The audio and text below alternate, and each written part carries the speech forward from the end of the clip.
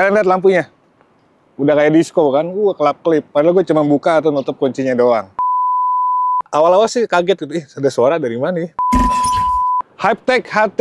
Ini satu lagi mobil dari Cina yang menurut gue tuh pinter banget nyari segmentasi. Kenapa? Karena dari sekian banyak mobil-mobil Cina yang udah ada di Indonesia, dia tuh punya sesuatu yang beda. Salah satunya fitur kenyamanannya ini oke banget. Jadi berasa kayak lagi di hotel sebenarnya ya. Nanti kita bakal bahas seperti apa Hypetech HT ketika dipakai untuk harian. Tonton terus videonya, jangan lupa like dan subscribe.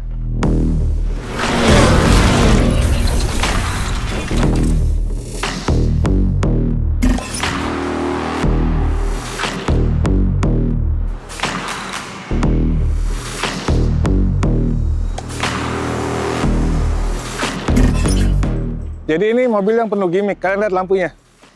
Udah kayak disco kan? Kelap-kelip. Padahal gue cuma buka atau nutup kuncinya doang. Jadi bahkan ini bisa ditambahin sama musik. Jadi ada speaker di bagian depannya.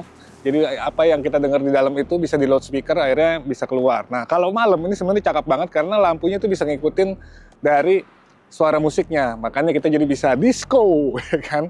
Itu gimmick yang pertama. Nice to have lah sebenarnya ya.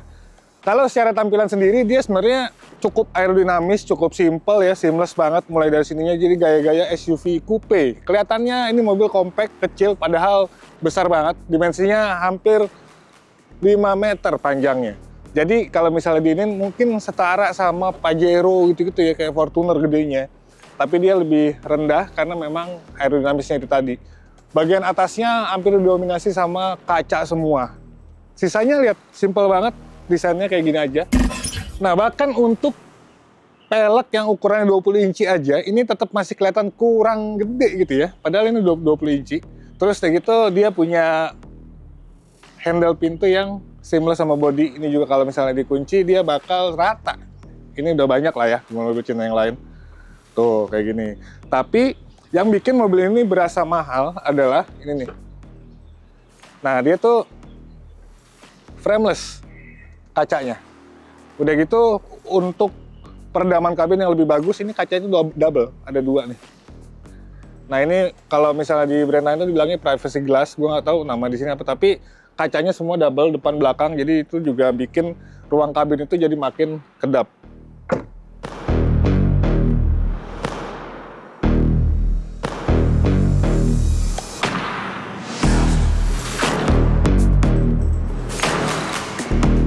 Bagian belakangnya juga simple dan ini beneran coupe banget, jadi landai banget. Di situ ada high mount stop lamp sama sensor. Pastinya untuk bagasi dia juga udah elektrik ya, jadi kita nggak perlu repot. Dan lu lihat sendiri tuh bagasinya gede banget karena dia cuma 5 penumpang. Mobil segede ini cuma 5 penumpang, bagasinya rata, luas. Di bawahnya ini banyak toolkit, bahkan mungkin ban serep pun masuk ke dalam sini. Asik ya. Nah ini bagian dalamnya, berasa banget luasnya, berasa banget mewahnya, material-material gue suka ini full kulit, terus ada sweat juga, bahkan ininya nih udah kayak bahan sepatu kali ya, mewah banget dan warna coklat itu gue suka gitu, jadi kelihatan banget ini mobil mahal. Setirnya udah pasti bisa tilt dan teleskopik dan ini menurut gue cukup lumayan jauh nih ya. Teleskopiknya, tiltnya juga lumayan gitu. Terus dia atas bawahnya flat, di belakangnya ada sensor, jadi kalau misalnya kita ngantuk atau kita meleng gitu-gitu dia bakal ngasih peringatan. Terus ini tos transmisi, ini buat wiper dan lampu sen juga. Itu ada layar kecil, gepeng kayak gitu, itu buat MID. Semua informasi ada di situ. Tapi kalau misalnya masih kurang, detailnya ada di sini yang bisa mengoperasikan hampir semua fitur-fitur yang ada di mobil ini. Nah, tadi yang gue singgung soal kenyamanan. Jadi banyak hal-hal yang bikin mobil ini tuh memang beneran nyaman, terutama di bagian joknya. Jadi joknya ini yang bagian pengemudi, bagian penumpang gitu misalnya, dia bisa rebah sampai belakang banget gitu, sampai rata. Jadi kita bisa istirahat, bahkan di sininya juga ada sandaran kaki yang bisa diatur juga secara elektronik. Nanti bisa kalian lihat di sini lah. Nah ini ada smart cabin, jadi mulai dari seat position, jadi buat reclining, buat maju mundur, atas bawahnya, terus buat sandaran kakinya semua bisa diatur di sini. Bisa juga diatur di bawah situ secara elektrik. Bahkan untuk penumpang belakang juga dia bisa ngatur kursi yang ini, dari sini ada tombolnya juga. Udah gitu ventilasi, dia bisa ngeluarin AC, bisa Ada dua yang smart sama ventilasi, terus bisa midget juga. Ini ada beberapa menunya di sini, tinggal kalian aktifin. Bahkan tingkat kekuatannya strong, standar gitu-gitunya juga ini ada semua ya. Bahkan ada pengharum ruangan yang secara otomatis, jadi kita nggak bakal atau nggak harus pakai stella jeruk yang bikin mual itu. Nah gitu, udah gitu konsol tengahnya gede banget. Ini ekspektasi gue sih harusnya nggak sebesar ini ya, biar nuansa lega di depannya itu lebih ini. Tapi di sini ada tempat penyimpanan juga, wireless charging. Terus tingkat lagi ya, di bawahnya masih ada lagi tempat penyimpanan yang gede, juga ada soket-soket. Ini ada tempat penyimpanan lagi, ini ada cup holder. Banyak lah pokoknya. Jadi kalau soal kenyamanan itu enak banget, dimulai dari joknya yang memang beneran menurut gue ya, empuknya dapat, mewahnya juga dapat.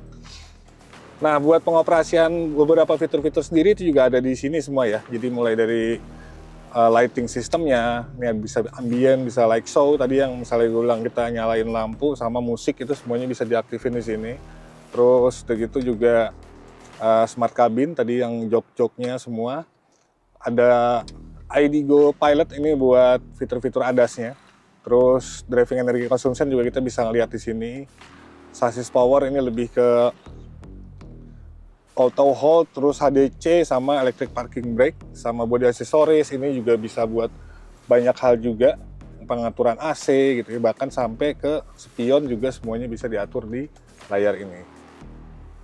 Nah ini sistem setting, dan asiknya lagi dia juga punya speaker yang banyak banget. Udah gitu kualitas suaranya menurut gue cukup oke. Jadi kalau di dalam itu ya memang kita kayak beneran di tempat konser gitu. Dan uniknya adalah ya, tadi gimmick juga sebenarnya, tapi cukup ngebantu. Di sini ada speaker nih khusus di jok pengemudi. Jadi kalau misalnya maps atau telepon itu suaranya cukup di sini aja. Jadi nggak sampai semua orang tuh bisa denger gitu ya. Ini menurut gue cukup oke. Awal-awal sih kaget gitu, ada suara dari mana nih? Ternyata dari belakang sini. Itu oke lah. Nah ini bagian belakangnya, lihat ruang kakinya gede banget. Begitu lantainya rata, joknya juga enak, kan ini cukup panjang joknya ya. Begitu sama kayak di bagian depan yang bisa rebah habis, ini juga rebahnya bisa diatur. Kalau standarnya mungkin segini gitu ya, walaupun masih terasa terlalu tegak bisa dimundurin lagi kayak gini. Ada sandaran tangan pasti, terus ini juga bisa buat cup holder. Udah gitu kita bisa sambil kerja sini karena ada meja. Nah asik ya. Bahkan kalau misalnya udah lelah banget, ini juga ada. Tapi ini bukan buat meja, tapi buat kaki. Yoi. Tuh. Oke, gini aja udah enak banget deh. Yang sebelah sana tidur, yang sini selonjoran. Jadi dengan mobil sebongsor ini, kapasitas penumpangnya cuma 5, akhirnya ya jadi kita bisa mendapatkan ruang kabin yang nggak cuma berasa mewah dan nyaman, tapi juga lega.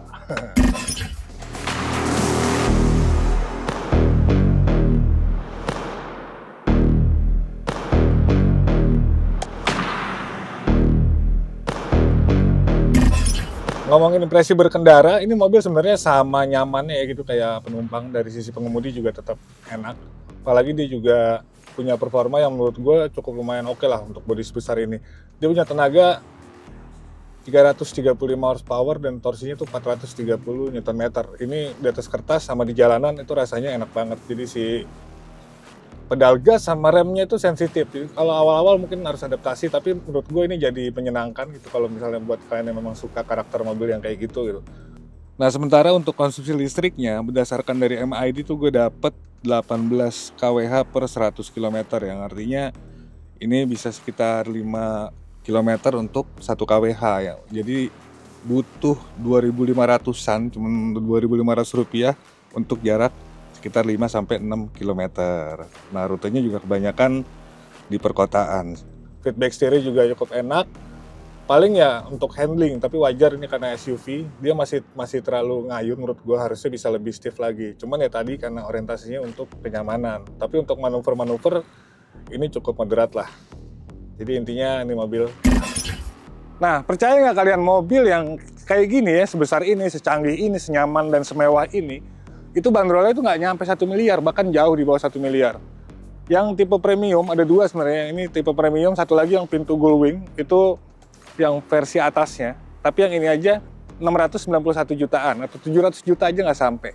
Nah, jadi kalau misalnya memang kalian pengen alternatif mobil-mobil Cina yang punya segmentasi yang tersendiri, yang unik kayak gini, ya Hypertech HT ini lumayan lah buat dijadiin salah satu pilihan kalian. Gimana? Ada pendapat? Sampai di kolom komentar. Sampai jumpa di video selanjutnya. Gua pamit. Peace.